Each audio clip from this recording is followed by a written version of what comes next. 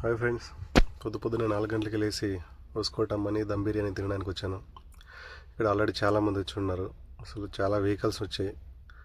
లోపలికి వెళ్ళిన తర్వాత టోకన్ కోసం ఛాన్స్ వెయిట్ చేయాల్సి వచ్చింది. చాలామంది క్యూలో ఉన్నారు. టోకన్ చూడండి, లైన్ ఎంత వరకు ఉన్నారు.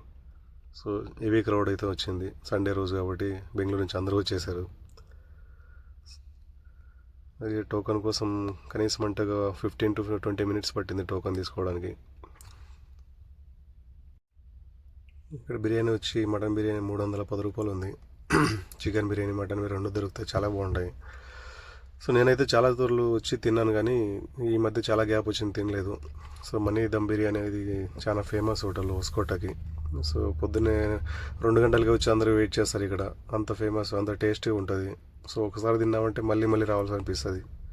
సో హోస్కోట బిర్యానీ కోసం ఈరోజు వచ్చి చాలాసేపు వెయిట్ చేయాల్సి వచ్చింది.